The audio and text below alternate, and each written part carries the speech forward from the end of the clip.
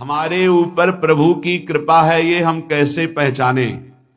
ये 8 लक्षण प्रकट होने लगते हैं जिसके ऊपर प्रभु की कृपा होती है। हमारे ऊपर प्रभु की कृपा है ये हम कैसे पहचाने? तो ये 8 लक्षण प्रकट होने लगते हैं जिस पर हरिजू की प्रियाजू की कृपा है।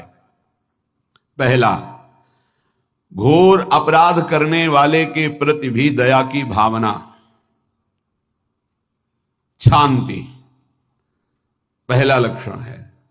भाव में भी पहले शांत भाव है। हमारे ऊपर श्री हरिजू की कृपा है, इसकी पहचान ये 8 लक्षण। पहला, शांति, अर्थात घोर अपराधी के प्रति भी गुस्सा ना क्षमा करना, यह हरि की कृपा का लक्षण है। देख लो भाई, घोर अपराधी शब्द तो जाने दो, जरा सा प्रतिकूल हो जाए तो लाख समझाओ पर भ्रकुटी तनी रहती है। भला ऐसा है? अपराधी पर भी क्षमा का भाव होना, ये हरि कृपा पात्र में ही होगा, अन्य में नहीं।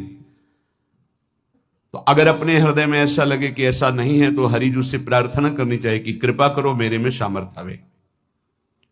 दूसरा, अनुसूया, वो किसी भी के प्रति कभी भी कोई दोष दर्शन ही नहीं करेगा। दोष कथन, दोष श्रवण की तो बात जाने दो। अनुसूया, दूसरों के गुणों में दोष ढूंढना, ये नहीं होता। हरि कृपा पात्र में ये नहीं होता। ये सब भजन के नाश करने वाले।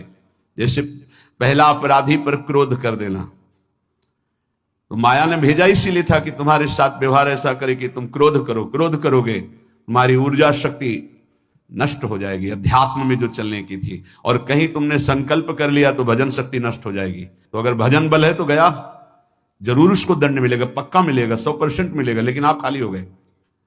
ना भजन करने की वृत्ति रहेगी और ना भजन रहेगा, दोनों बात।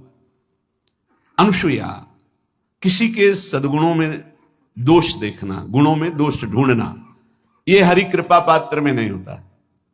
ये बहुत मंगलमयी बातें हैं जिससे हमारा भजन मार्ग पुष्ट होता है। तीसरा, वो बाहर से और भीतर से पवित्र रहता है, हरि कृपा पात्र। शौचाचार का ज्ञान होना चाहिए, वस्त्र आपके पवित्र होने चाहिए, ये बाहरी जल रज आदि के द्वारा बाहरी पवित्रता।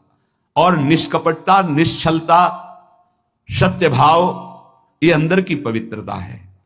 अगर कपट है, छल है, असत्य है तो हृदय मलिन रहता है। भीतर और बाहर से पवित्र रहना, इसमें खास बात क्या है? भीतर और बाहर से पवित्र रहने में, भीतर और बाहर से सदैव पवित्र कौन रह सकता है?